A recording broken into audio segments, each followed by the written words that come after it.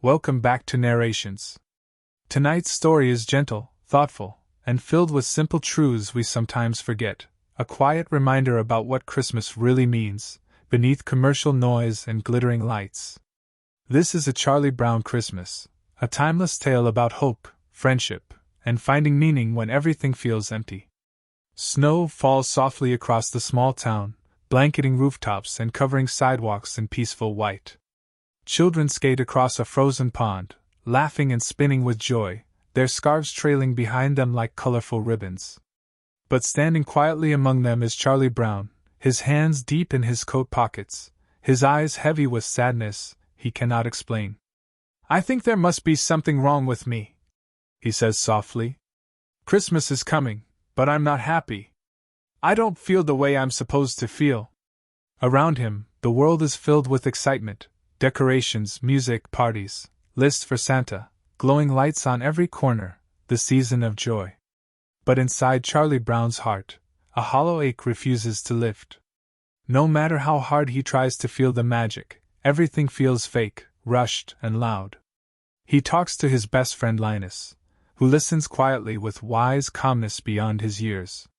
Linus reminds him gently that depression during Christmas is common, but Charlie Brown is not convinced. He wants to understand why everyone else feels joyful, and he does not. He wants to believe there is real meaning behind the celebration. Even Snoopy, his loyal dog, seems caught up in the frenzy, dancing through snowdrifts and decorating his doghouse with glittering lights and ornaments, entering a contest for the best decorated display. The bright flashing sign declaring, "Win prize money!" makes Charlie Brown sink deeper. Even Snoopy has joined the commercial madness. At home, his little sister Sally writes a letter to Santa asking for long lists of presents, money, and expensive gifts, anything to avoid disappointment.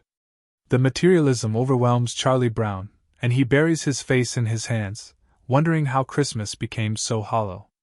Searching desperately for meaning, Charlie Brown visits Lucy, who sets up a tiny psychiatric booth for 5 cents, promising professional help. She suggests he stay busy and get involved in something festive. Then she offers a solution, directing the school Christmas play. Charlie Brown's eyes widen with hope. A chance to create something honest, something meaningful. Maybe this is what he needs. He agrees eagerly, believing he may finally find the true spirit of Christmas. The next day, he arrives at rehearsal, where the children chatter excitedly, dancing wildly to upbeat jazz music from Schroeder's piano. The teammates laugh, shout orders, and break into chaos, caring more about the spotlight than the story. No one listens to Charlie Brown. They mock his seriousness, roll their eyes, and groan at his attempts to create order. Still, he refuses to give up.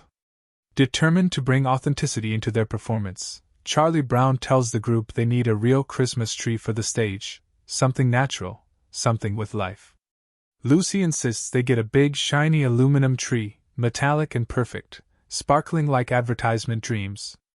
But Charlie Brown shakes his head. "I'll show them," he whispers to Linus. "I'll find the perfect tree, something real." Together, they walk through the snowy lot where rows of towering artificial trees glimmer under bright lights.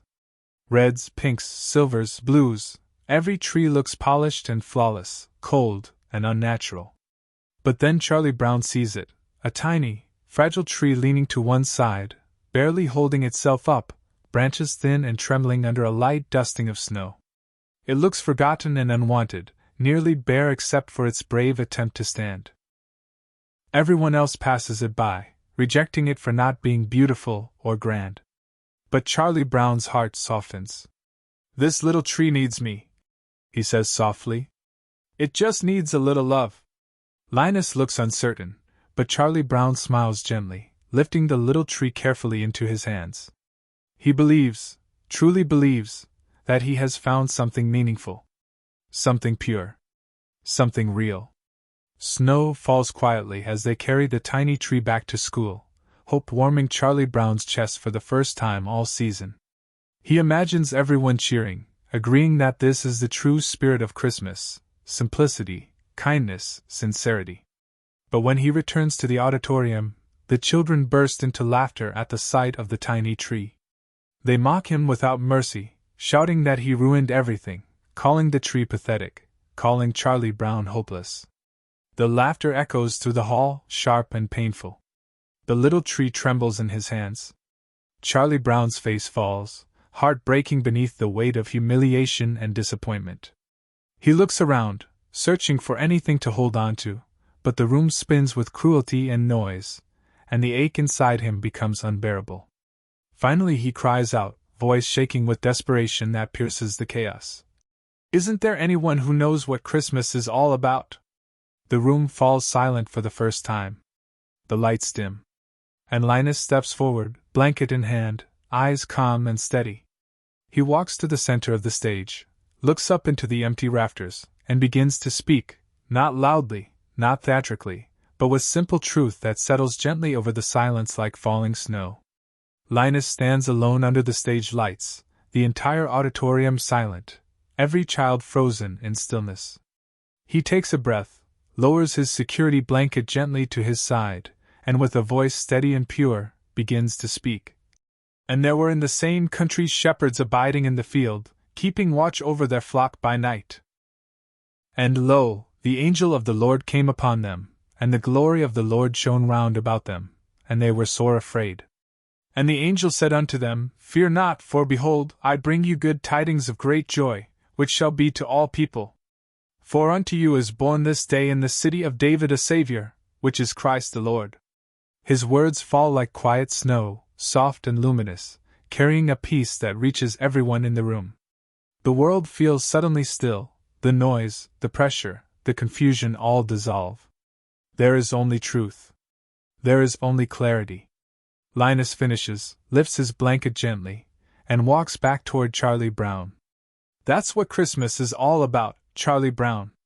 Charlie Brown stands frozen, tears burning behind his eyes. For the first time all season, the heaviness inside him lifts. He realizes Christmas is not about perfection, or presents, or lights, or parties. It is about love, hope, and giving, the quiet miracle of something greater than ourselves. Charlie Brown picks up the little tree, holding it with new reverence, pride replacing shame. He leaves the auditorium alone, stepping out into the quiet night air. Snow falls in gentle flakes, touching his cheeks like blessings. He walks home through the peaceful silence, carrying the tiny tree carefully, speaking softly to himself. "Linus is right. I won't let them ruin Christmas. I'll make this little tree beautiful." He sets the tree down in his yard and looks around thoughtfully. Nearby sits Snoopy's elaborately decorated doghouse, covered in bright lights and shining ornaments. Charlie Brown hesitates, then takes a single red ornament from the display and hangs it gently on the small tree. The weight of the ornament pulls the fragile tree downward, bending the thin branches until it droops to the ground. Charlie Brown steps back, shoulders sagging. It feels like a final defeat. "I've killed it," he whispers. "Everything I touch gets ruined." He walks away slowly, heart heavy again. Moments later, Linus and the others arrive, following quietly behind him. They see the tiny tree lying bent in the snow, and Linus steps forward, touching it gently. "I never thought it was such a bad little tree," he says softly. "It just needs a little love." The children gather around and begin decorating together, wrapping Snoopy's lights around the branches, adding ornaments, lifting it carefully upright. They work quietly, respectfully, lovingly, transforming the once-forgotten tree into something full of warmth and beauty. In moments, the tree glows softly under the falling snow, shining with gentle light. Charlie Brown turns back and sees it, his eyes widening, breath catching in wonder. The children stand beside the tree in perfect stillness, looking toward him with warmth instead of ridicule. They surround the tree, join hands, and begin to sing softly, voices rising into the night. "Hark the herald angels sing, glory to the newborn King." Charlie Brown steps forward slowly, tears shining in his eyes, not from sadness now, but from gratitude. He walks into the circle, his heart full and whole for the first time all season. The little tree stands shining proudly in the snowy night, no longer weak or forgotten, but strong with love. Charlie Brown looks at it, his voice filled with awe and peace as he whispers, "Merry Christmas, everyone!" And the children respond together, smiling, "Merry Christmas, Charlie Brown!"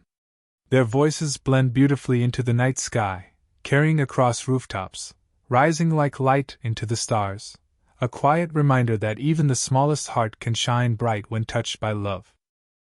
A simple truth remains: Christmas is not about perfection. It is about kindness. It is about believing. It is about love, gentle, patient, real. And in the soft falling snow, a boy who once felt empty now feels full. Sometimes, the smallest tree holds the biggest meaning. If you enjoyed this narration, don't forget to like, share, and subscribe to Narrations, where Christmas stories shine with nostalgia, emotion, and cinematic warmth.